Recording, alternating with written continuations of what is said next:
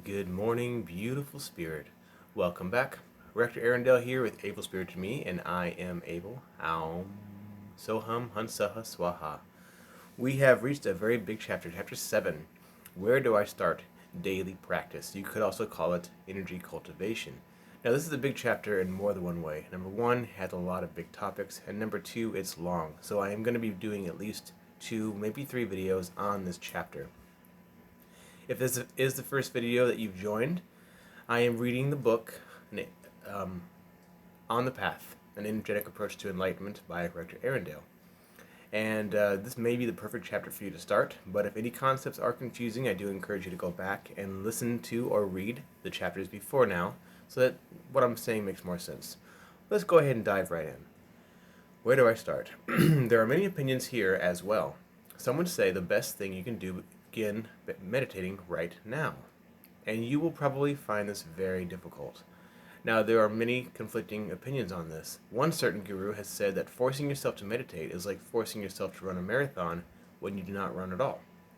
It is actually impossible until you are ready. Now, another guru said that it only takes 15 minutes of meditation per day, and if you do not have 15 minutes, you need an hour. So obviously, some people have very strong and opposing opinions about meditation, and there is much to be said about it. I do believe it is a huge part of becoming enlightened. However, I have found with my own practice that meditation is easier on some days than others, and being easy on yourself versus disciplined is a very fine line. Therefore, I tend to follow the idea that as you get further and further along the path, you naturally become more meditative, which means more naturally in a state of trance or connection with Source as the knot is undone. So once again, there are different opinions on meditation, but being meditative in nature means that you're less involved in the mind knot and you're connecting more with Source directly. So you're in a state of trance or no mind, but it's not being forced, it comes naturally, okay?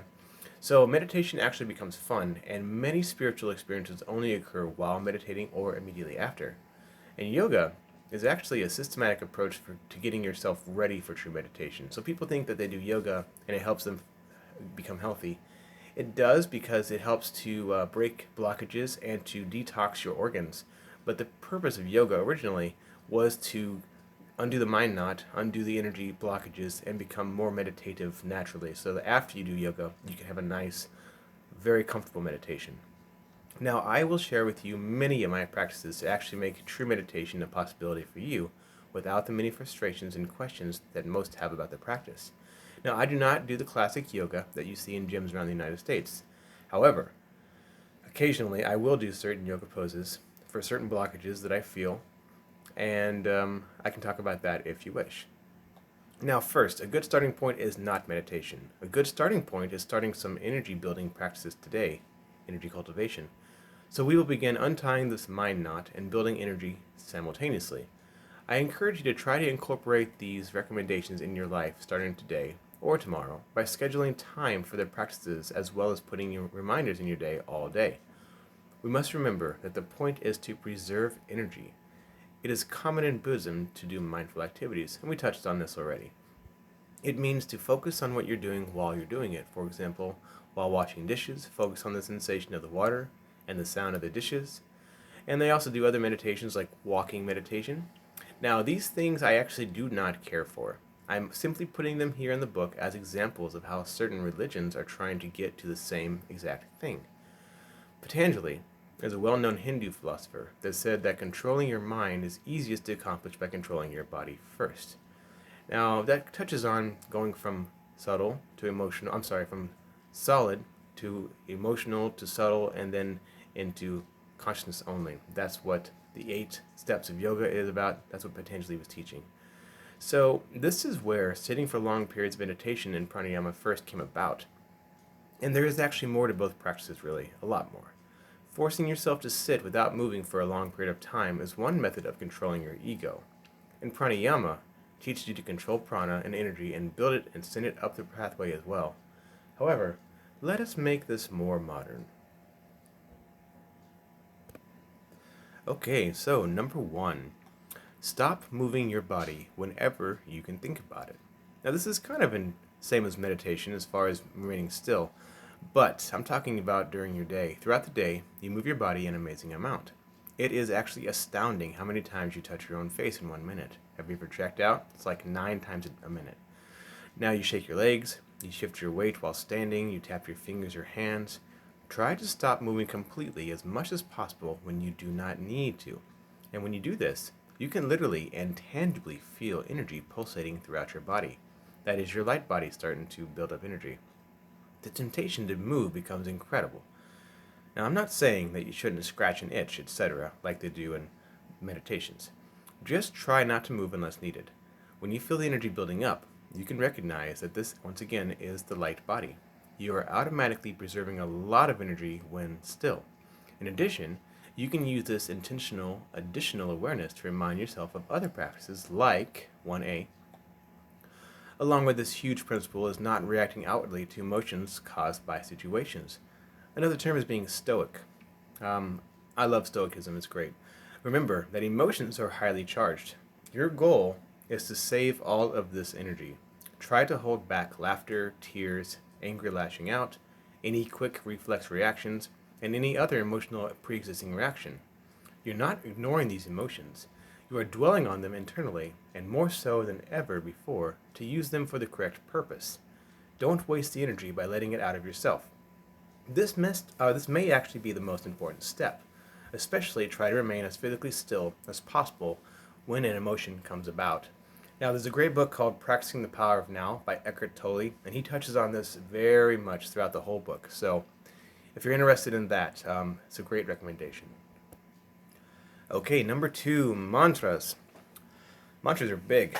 Using another popular tradition, mantras help to keep your mind off of things that you would rather not think of. It is said that you become what you think, right? Your thoughts become reality. So, since that's a possibility, I don't believe that this is very hard to believe. If you watch a lot of vulgar TV, you'll probably start cursing and behaving as they do on this show. Mantras keep your mind occupied and away from otherwise less productive thoughts. Many bad habits can be cut out completely by thinking of something else when temptation creeps up, and mantras are wonderful for this. You can choose a mantra that is given to you by a spiritual teacher, or you can choose something that inspires you and reminds you of the goal. So this is one of my very old own mantras, back when I first wrote this book. Dedication, dedication, stillness, stillness, stoic, stoic, storing, storing, tuning, tuning. This simple repetition reminds me of my goals of how to act in every moment. Dedication to the path. Stillness of the physical body. Stoic with feelings. Storing of energy in a certain location in my body.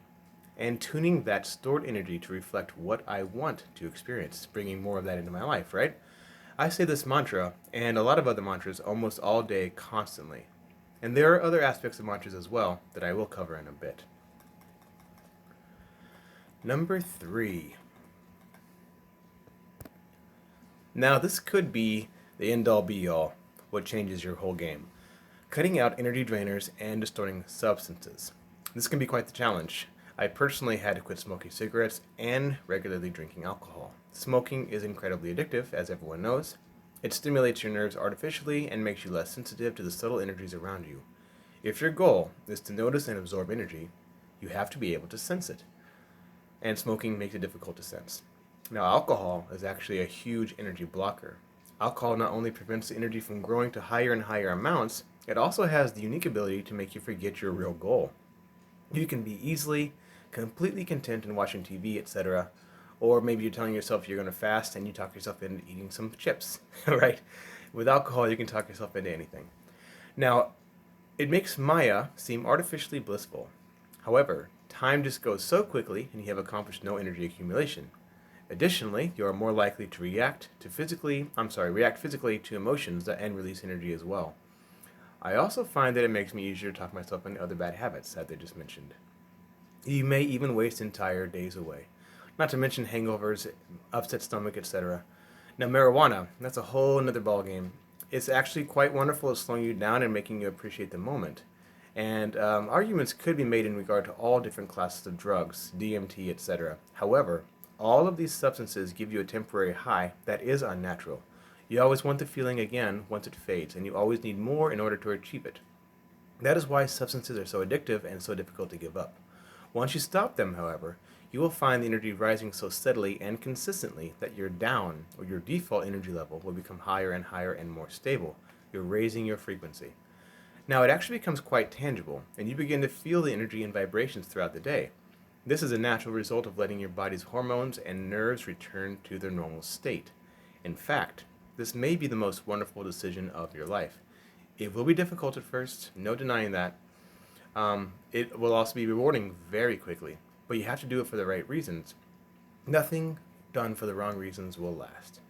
Now, one guru says that drugs are the soul's way of getting a little distance from the body, and that is his way of saying that drugs help you not react to things that would normally elicit an emotional response.